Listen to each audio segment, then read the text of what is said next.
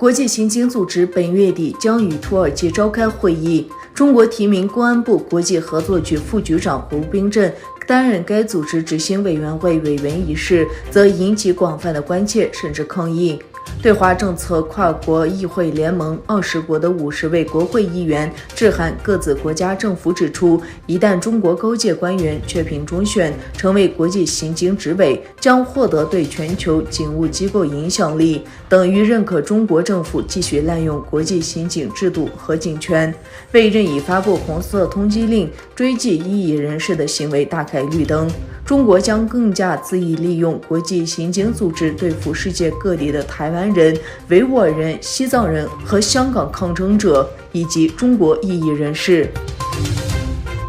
随着辽宁大连近日新冠病毒疫情反扑，当局除了将疫情最严重的庄河紧急封城，80万居民隔离外，还将近1500名大学封锁在宿舍和酒店隔离。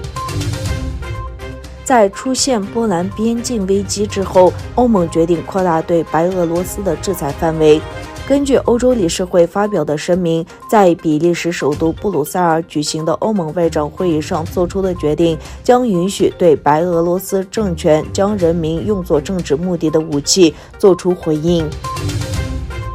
美国前总统特朗普高级战略顾问史蒂夫·班农向执法部门自首。目前，班农面临2项藐视国会的指控，一项是未能在10月14日的听证会上出庭，另一项是拒绝向调查1月6日国会山骚乱事件的众议院委员会提供文件。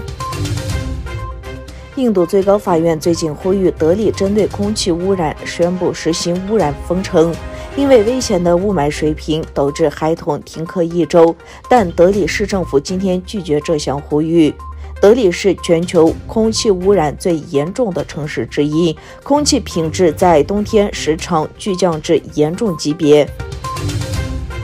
法国官员向当地广播电台透露，总统马克龙悄悄将法国国旗的蓝色色块从原本较为鲜艳的亮蓝色改为相对较深的海军蓝。据报道，去年马克龙就在官邸爱丽舍宫外悄悄将海军蓝国旗换上，但并没有对外特别宣扬。